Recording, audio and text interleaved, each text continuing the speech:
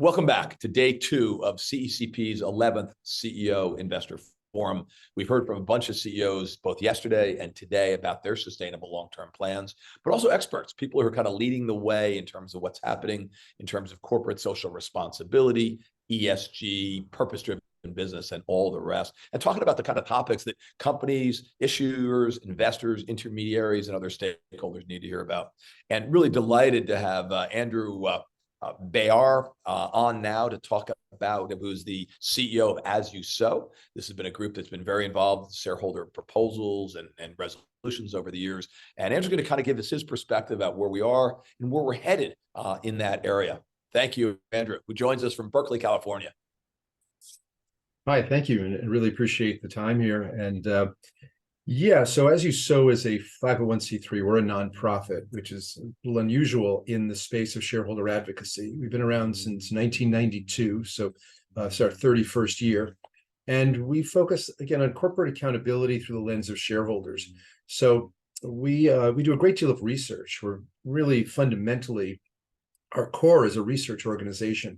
We just last week published a report called Pesticides in the Pantry, looking at 35 key performance indicators on pesticide reduction and regenerative agriculture in the farming, any company that are in the food business.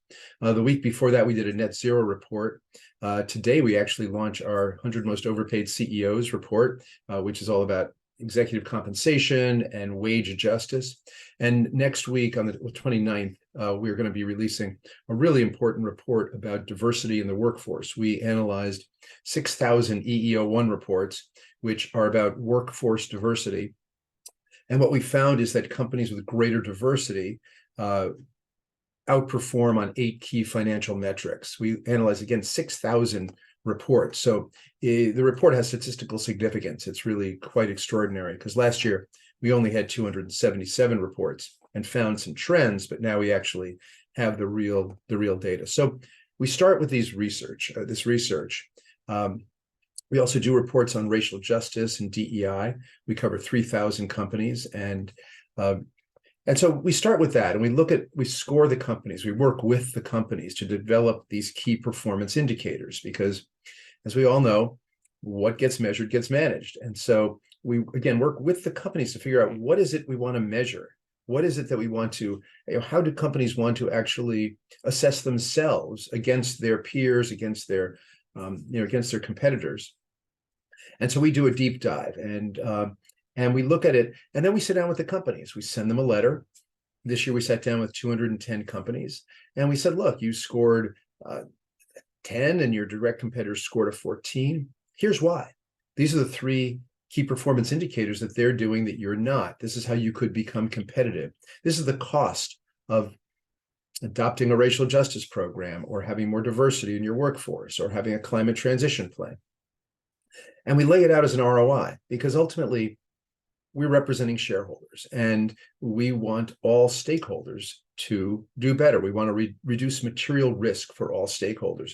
So we have these conversations, these engagements, and the 210 of those 210, 99 companies said, this is great research. Thank you. We're going to go, integrate this into our business model.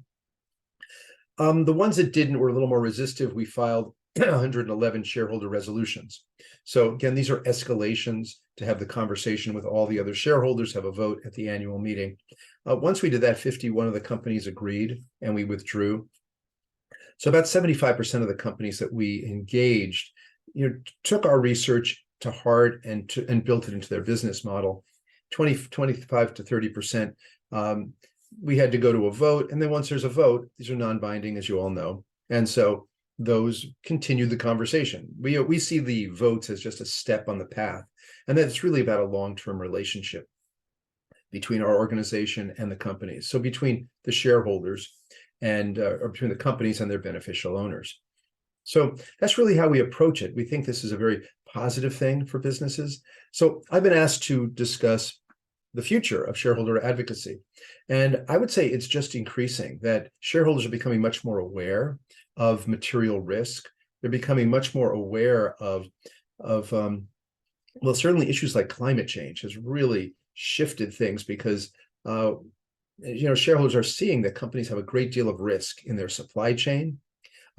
Really, the inability to even get raw commodities at all because of what we call climate inflation. But climate, these heat waves, the droughts, the floods. An example: if you were an apparel company, Pakistan had these floods and literally had no cotton harvest. Texas had a drought; they lost 70% of their cotton harvest. So, if you have to make T-shirts and socks, you're going to really need to deal with these kind of issues. Olive oil, there's no olive oil coming out of Spain. They're having problems with cheese in France, the coffee and sugar. And basically, all the raw commodities are being affected by climate change. And so we really believe, and the companies agree with us that, we meet with them, that this is a problem that they need to, assess risk. So these concepts, or climate change that was never considered to be material 10 years ago, is absolutely material right now. And in fact, the SEC is preparing to release a climate disclosure rule that when a company discloses its climate and greenhouse gas information, that it's accurate, verified by a third party, and in a standardized format. It's the most fundamental reason for the SEC to exist. And we're hoping that that would come out soon. It's been delayed because of, and there's been a lot of political pressure, around that rule. For some reason, people, some of the SEC commissioners have said, this would be the end of capitalism if corporations were to disclose honestly. And we think it's actually the beginning of capitalism, that's a critical, important function that businesses talk to their shareholders with accuracy, and that, again, it's in a standardized format because from an investor standpoint, you want comparability. Just like you'd look at a financial statement from one company to the next, they're absolutely comparable because they're in the same format, which is what the SEC was created in 1934 to actually build. So this is essentially what we're doing now, is building a new way of talking about risks that companies experience, that businesses can use in a comparable fashion. Because, a lot of right now, ESG is a little bit environmental, social, and governance, which is really just a framework for assessing risk. The definitions are not clear, and the clearer they get, the easier it is for everybody. The easier it is for investors, easier it is for companies. Now, Europe is making progress. They're coming out with some rules that are going to be very helpful in terms of defining this, and multinationals will be needing to adopt those. So we think those will probably flow into the rest of the company. So I think we're going to see the big multinationals start to have better definitions around their environmental risk, their social risk, and their governance risk before others. And I think that would then drive the SEC to finally release their rules, which, again, are long overdue. I know we've been talking to them about this for, I think, 7 years now, and they've gone through multiple comment periods. So again, the future of shareholder advocacy, I think it's actually growing. What we're seeing from where we sit, and again, we file about 100, 120 resolutions every year, but really the engagements are the most important part of what we do. We're seeing more companies actually adopting the change. But because of this, there's been this anti-ESG crusade that started about 1.5 years ago. They've been wanting to keep their heads down. So whereas 5 years ago, companies might not actually make the change, but want to take credit for it, which would be known as greenwashing, we now have green hushing. Companies actually making the change, but then saying, we don't necessarily want to be so public about it because they don't want to be called out as woke. They see, danger to their, to their business. And a lot of that is a result of, there's a fellow named Leonard Leo, who was the founder of the Federalist Society. And he was given $1.6 billion about 1.5 years ago, essentially to create this anti-ESG crusade. What some folks, folks are more of a regressive mindset, saw that shareholders were actually starting to help companies become better. And they did not like this, particularly around climate change. And they're, well funded by the oil industry. And so they started just making a lot of rhetorical noise and putting on a lot of political theater. which hasn't really played well, I have to say. Lately, a lot of the articles that are coming out are saying that the whole thing was just a total flop. And, I would agree. I mean, they spent a great deal of time trying to say that the S in ESG stands for Satan, and nobody really took them quite very seriously. But particularly CEOs. I mean, the CEOs that we've spoken to, we've created a website called investingesg.org, where we feature statements by CEOs who talk about how, of course, you have to assess risk. That's an essential part of business. And those risks being environmental, social, and governance. So the anti-ESG created a lot of noise, great deal of noise. They had a lot of money. They had a whole communications machine. And that got people, a little bit tense around it. But I think we're coming out of that period. A lot of that anti-woke rhetoric was tested in the Republican presidential race, and it has not played well, has not tested well in polling. People don't understand it. So anyway, they've backed off. But I think where they're moving now is into more of the legislative realm. They certainly have been doing that at the state level, passing bills. The Texas SB 13 was the first one. And that bill, it didn't allow Texas to work with any banks who believed climate change was real. The net result of that was that Texas in the first 8 months spent an extra $500 million just to get their bonds, just because when they floated their municipal bonds, no one would bid on it because they were all boycotted, none of the big banks. So they had to pay a great deal, a real premium on their interest. 6 other states that did the same thing spent an extra $1.3 billion. So it's the citizens of Texas and these red states that are actually being harmed by all of this. And they're getting a little upset. And I would say that the legislators who put these through, I would give them a low probability of getting reelected, flushing that much money down the toilet just for political theater. But it did have a chilling effect. And folks like BlackRock, companies like BlackRock, when they got a letter from 21 state attorneys general, mentioned as you sow, by the way, 38 times in that letter, basically saying, we're the red state attorneys general, don't vote for any as you sow resolutions, because there was sort of a veiled threat that they would be sued. So BlackRock kind of backed off on their voting. But again, I think that it was all very new. The letter was sent right at the time of voting. And I think BlackRock is, looking at their portfolios, particularly as a universal owner, owning every company, and seeing that there's a handful of companies that are causing harm to all the rest of their portfolio. And so they need to take some kind of action just as a fiduciary duty. And so in any case, that first wave, I think, is pretty settled. We think that what they're doing now is really focused on federal legislation to try to take away the rights. It's called 14A8, that's how you file a shareholder resolution under that rule. We suspect that they're going to be coming out with legislation that is going to try to take away shareholders' rights to even have a conversation with a company. And we've seen that there's been antitrust actions, investigations by the House Judiciary Committee, one of them targeted as you sow, as well as other organizations, including ISS, the world's largest proxy voting service, Glass Lewis, another proxy voting service, Engine One, who's probably well known for running a board slate at Exxon in 2021, BlackRock, Vanguard, State Street. So a whole bunch of other asset managers, 14 organizations in all.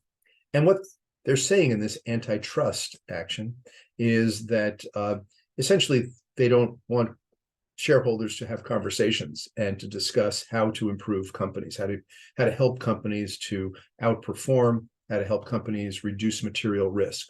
So again, that's what we're seeing as the trend. But meanwhile, the companies that we interact with are telling us that the work that we do is helping their business.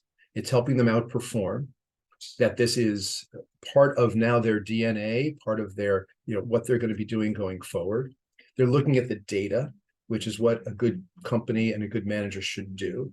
And the data is saying that a more diverse workforce leads to outperformance on 8 key financial metrics. They're seeing that climate change is a risk that needs to be dealt with.